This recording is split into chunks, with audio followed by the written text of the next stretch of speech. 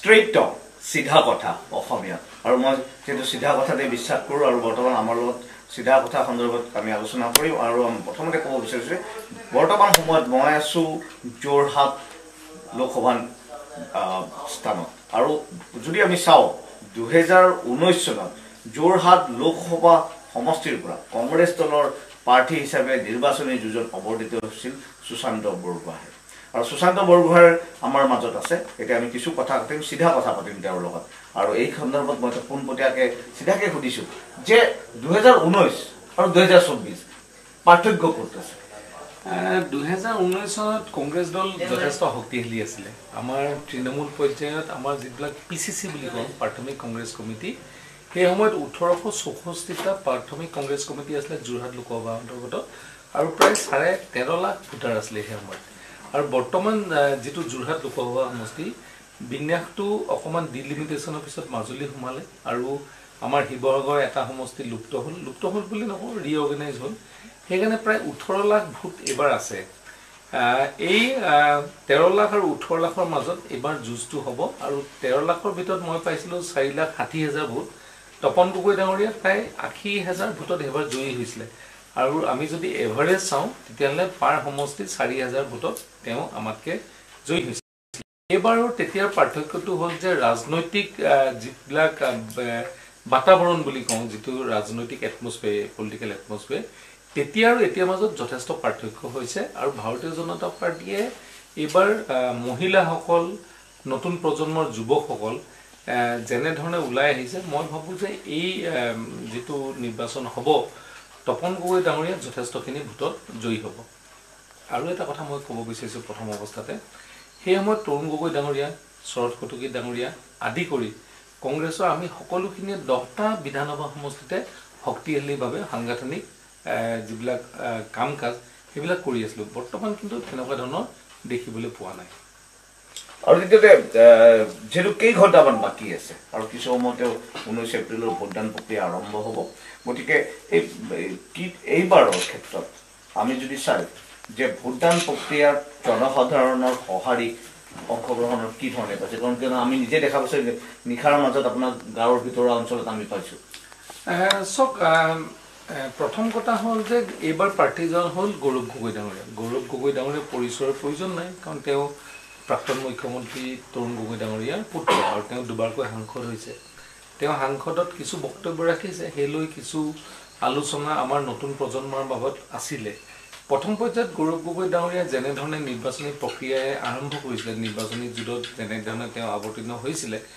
একেবাৰে শেষৰ পৰ্যায়ত যেহেতু সংগঠনটো দুৰ্বল তেওঁ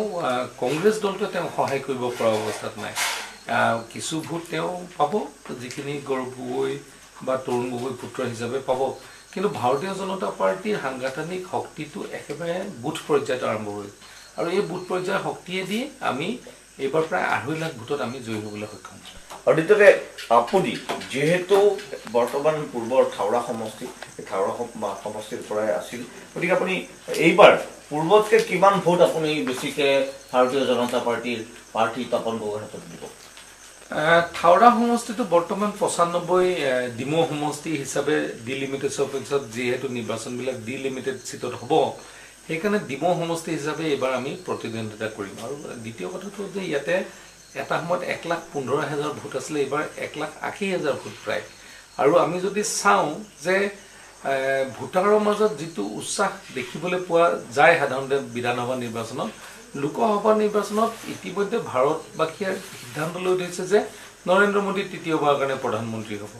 এই যে নৰেন্দ্ৰ মোদী ডাঙৰীয়া প্ৰধানমন্ত্ৰী তৃতীয়বাৰৰ কাৰণে হ'ব এই সিদ্ধান্তটোৰ কাৰণে আমাৰ ইয়াত যথেষ্ট সংখ্যক মানুহে ইতিমধ্যে সিদ্ধান্ত লৈ থৈছে যে তপন গগৈ ডাঙৰীয়াক জয়ী কৰাব ইয়াতে আমাৰ গোটেই নীতি আদৰ্শৰ ভিতৰত আমি যদি চাওঁ যে মানুহে ভাৰতীয় জনতা পাৰ্টিৰ পক্ষে ভোট দিব ইয়াত কোনো ব্যক্তি বিশেষে আমাৰ ইয়াত ভোটদান নহয় যেহেতু ভাৰতীয় জনতা পাৰ্টি প্ৰথম যেটো আদৰ্শৰ প্ৰথম কথাটো হ'ল যে দেশ প্ৰথম দল দ্বিতীয় ব্যক্তি তৃতীয় আমি দেশ প্ৰথম হিচাপে আমি আগবাঢ়িছো আৰু ইতিমধ্যে ভাৰতীয় জনতা পাৰ্টিয়ে 2000তকৈ অধিক বুথত আমি আমাৰ যিবিলাক সাংগঠনিক শক্তি সেই শক্তিবিলাক আছে আৰু সকলোৱে নিৰ্বাচনত আজি ৰাইজৰ মাজলৈ গৈছে আৰু ৰাইজে এনে ধৰণৰ অভূতপূৰ্ব সঁহাৰি জনাইছে যে কিছু সংখ্যক ৰিলছ আৰু যেটো সোশ্যাল মিডিয়া ইম্পেক্ট এটা প্ৰথম পৰ্যায়ত আছিলে কিন্তু সেই ইম্পেক্ট বিলাকে ভোটলৈ কনভাৰ্ট কৰিবৰ কাৰণে কংগ্ৰেছ দলৰ সমৰ্থন নাই কাৰণে প্ৰায় 2.5 লাখ ভোটত আমি জয়ী হ'ব পাৰিম বুলি আশাবাদী আৰু দ্বিতীয়তে মই আকৌ সুধিম যে ডিমৌত আপুনি কিমান ভোট দিব সিধাভাৱে সব আমি ডিমৌ সমষ্টিত যেহেতু 1,80,000 ভোট আমি অনুমান কৰিছো প্ৰায় 70-75,000 মানে 70 to 75% ভোটদান হ'ব অনুমানিক আমি 1,26,000 পৰা 1,30,000 বা 35,000 ভোটদান হ'ব ইয়াৰ ভিতৰতে 50,000তকৈ অধিক ভোট ইয়াত নেপায় যেহেতু যোৱাবাৰ মই কংগ্ৰেছৰ পৰা বিজেপি যোগদান কৰাৰ পিছত একেখিনি ৰাইজৰ ওচৰলৈ যাওঁতে 32,000 ভোটত মোক জয়ী কৰাইছিলে আৰু সেই সময়ত কংগ্ৰেছৰ প্ৰাৰ্থীয়ে মাত্ৰ 5,000 ভোট পাইছিল আৰু ৰাইজৰ দলে 24,000 ভোট পাইছিল আমি যদি সকলোখিনি চাওঁ আৰু নতুন ভোটাৰ মাজত যদি কোনোবা এনে ধৰণৰ পৰিৱেশ দেখো মই গৌৰৱ গগৈ ডাঙৰীয়াই আমাৰ এই সমষ্টিটোত 40ৰ ওপৰত ভোট পাবলৈ সক্ষম নহব আৰু মই ভাবো যে আমি তাৰ বিপৰীতে প্ৰায় 25,000 পৰা 30,000 ভোটত আমি জয়ী হ'ম বুলি আমি এতিয়ালৈকে যেটো আমাৰ ব্যক্তিগত সমীক্ষা এই সমষ্টিটো আমি জয়ী হ'ব পাৰিম তাৰমানে আপুনি লিড দিব এই সমষ্টি যথেষ্ট সংখ্যক লিড দিম আৰু দ্বিতীয় শিৱসাগৰ জিলাত কেনেকুৱা হ'ব শিৱসাগৰ জিলাত মই আপোনালোকক কওঁ যে যোৱা সময়ছোৱাত যেতিয়া সাধাৰণ নিৰ্বাচন হৈছিল সাধাৰণ মানে আমাৰ বিধানসভা নিৰ্বাচন হৈছিল তাত আমাৰ 4টা সমষ্টিতে বিৰোধীভাৱে ভাৰতীয় জনতা পাৰ্টি স্থান ইমান ভাল নাছিলে তাতে দেৱব্ৰত শইকীয়া জিকিলে মই জিকিলো কংগ্ৰেছৰ পৰা থাউৰাত আৰু আমাৰ শিৱসাগৰ ৰাইজৰ দলৰ অখিল গগৈ জিকিলে আৰু আমগুৰিত আমাৰ মানে মিত্ৰজোঁট পাৰ্টি প্ৰতিভাজকে জিকিলে কিন্তু যদি আপোনালোকে চাই তাৰ পিছৰ পৰ্যায়ত যেতিয়া আমাৰ মিউনিচিপালিটি ইলেকশ্যন হ'ল বা অন্যান্য যিবিলাক আমি সমীক্ষাৰ নিৰ্বাচন হ'ল এই গোটেই নিৰ্বাচনটোত ভাৰতীয় জনতা পাৰ্টিয়ে যথেষ্ট শক্তিশালীভাৱে ৰাইজৰ মাজত কাম কৰা আৰম্ভ কৰিলে আৰু সকলোতকৈ ডাঙৰ কথা এবাৰ নতুন প্ৰজন্মৰ যিসকল ভোটাৰে এটা সময়ত চাকৰিৰ কাৰণে মাটি বিক্ৰী কৰিবলগীয়া আছিল মাটি বন্ধকত থবলগীয়া হৈছিল সেইসকলে এবাৰ কোনো বিধায়কৰ মন্ত্ৰী সুপাৰিশ নোহোৱাকৈ আজি তেওঁলোকে নিজৰ বলত তেওঁলোকে চাকৰি পালে যিসকলে ভালকে দৌৰিলে তেওঁলোকে পুলিচৰ চাকৰি পালে যিসকলে পঢ়া শুনা কৰি আগবাঢ়িলে তেওঁলোকে অন্য চাকৰিসমূহ পালে আৰু দুখীয়া মানুহৰ মনত এটা আশাৰ সঞ্চাৰ হ'ল যে ল'ৰা ছোৱালীক ভালকে যদি পঢ়োৱাৰ কাৰণে আমি সহায় কৰো সেইসকলে চৰকাৰী চাকৰিৰ কাৰণে কোনো মন্ত্ৰী বা বিধায়কৰ ওচৰলৈ যাব নালাগে দ্বিতীয়তে মহিলাসকলৰ উদ্যমিতা আঁচনি এই উদ্যমিতা আঁচনি কংগ্ৰেছে কোৱা ধৰণে হিতাধিকাৰী আঁচনি নহয় হিতাধিকাৰী মানে যিসকলক খুটা দিছিলে কম্বল দিছিলে সেইসকল হিতাধিকাৰী কংগ্ৰেছে সেই সময়ত মই কংগ্ৰেছ দলতেই আছিলো কিন্তু সেই সিদ্ধান্ত ভুল আছিলে আমি প্ৰতিবাদো কৰিছিলো ভুল সিদ্ধান্ত এতিয়া মহিলাসকলে গাঁৱত থাকি উপাৰ্জনমুখী হ'বৰ কাৰণে আজি মহিলা উদ্যমিতা আঁচনিৰ জৰিয়তে প্ৰথম পৰ্যায়ত 10,000 টকা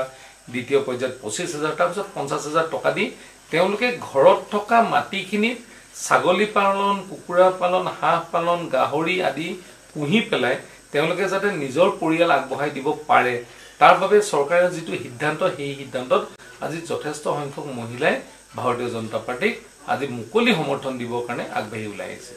গতিকে আমি ক'ব পাৰো যে অধিকাংশ মহিলাৰ ভোটে এবাৰ বিজেপিৰ পক্ষে অধিকাংশ মহিলা ভোট আৰু অধিকাংশ যুৱ প্ৰজন্মৰ ভোট এবাৰ ভাৰতীয় জনতা পাৰ্টিত পৰিব তাৰ ভিতৰতে সকলোখিনি পুৰাৰ উপৰিও যিসকল চৰকাৰী চাকৰিয়াল আছে তেওঁলোকৰ কিছু সংখ্যক মনত দুখ আছে যাতে আমাৰ এবাৰ ৱৰ্ক কালচাৰটো ইনক্ৰিজ কৰা হৈছে বা দুৰ্নীতি ক্ষেত্ৰত যথেষ্ট মানে এই চৰকাৰখনে সহনশীলতাৰ বাহিৰত যাবলৈ চেষ্টা কৰিছে এই গতিকে কিছু সংখ্যক মানুহৰ অসন্তুষ্টি আছে কিন্তু অসমখন আগুৱাই নিয়াৰ ক্ষেত্ৰত আমি এই কিছুমান সিদ্ধান্ত ল'বলগীয়া হৈছে আৰু চতুৰ্থ কথাটো হ'ল যে নৰেন্দ্ৰ মোদী ডাঙৰীয়া আমাৰ স্বৰ্গদেউসকলৰ সন্মানৰ যিসকল মৈদামত যেনেকে আজি ইউনেস্কোৰ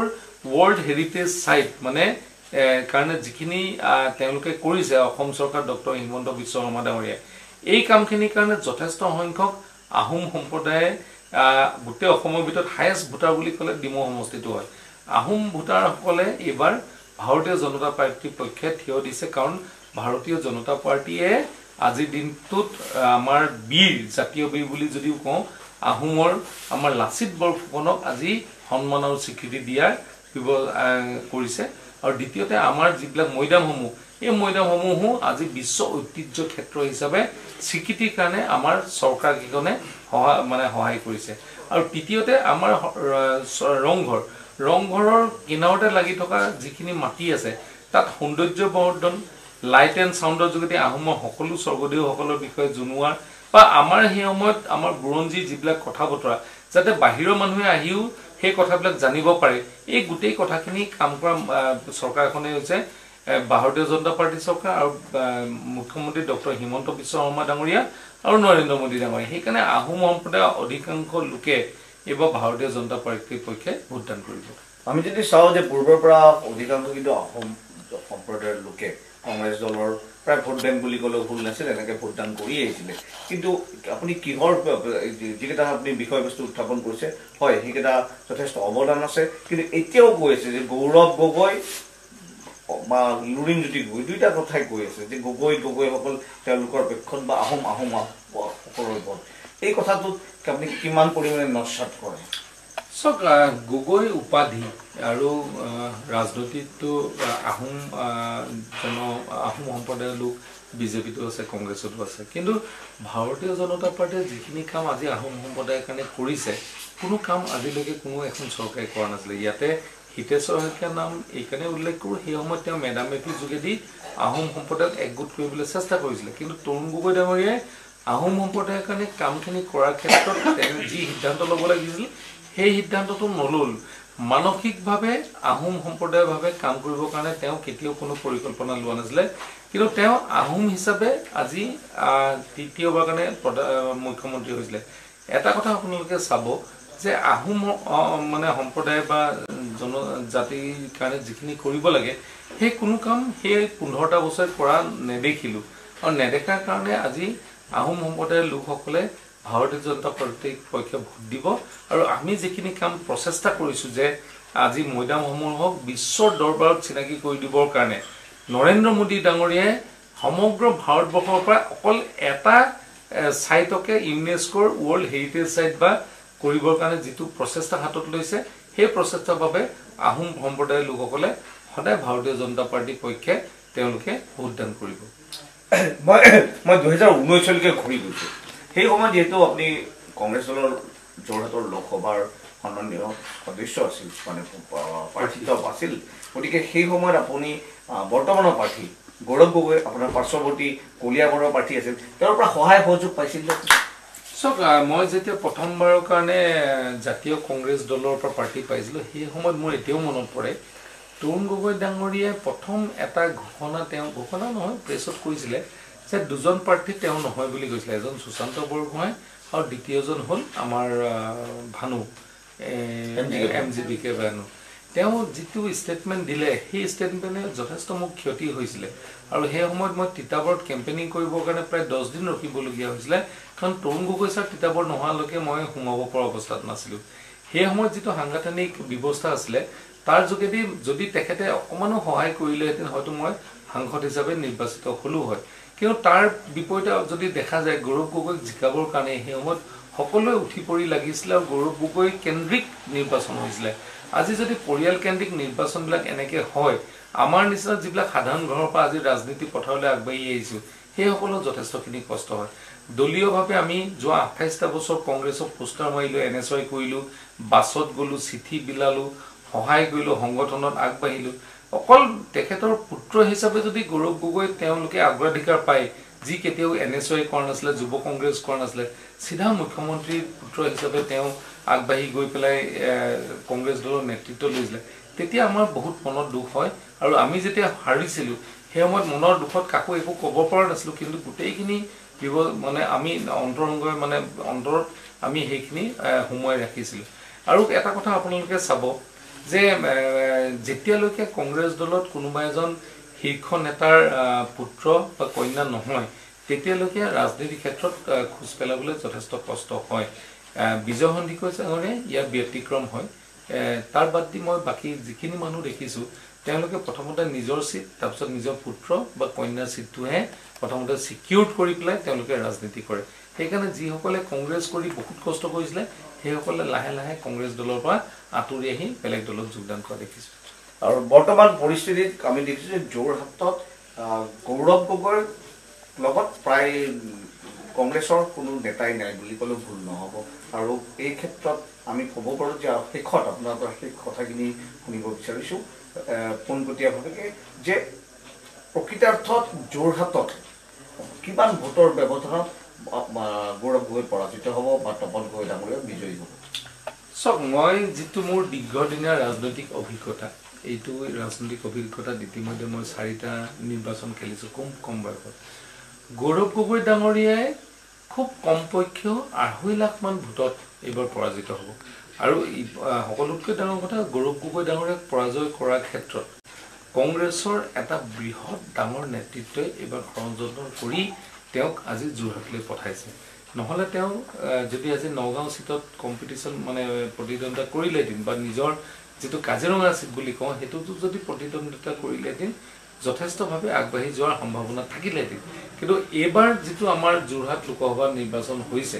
এই নিৰ্বাচনত গৌৰৱ গগৈ ডাঙৰীয়া নিশ্চিতভাৱে 2.5 লাখ ভোটত তেওঁ পৰাজিত হ'ব। আৰু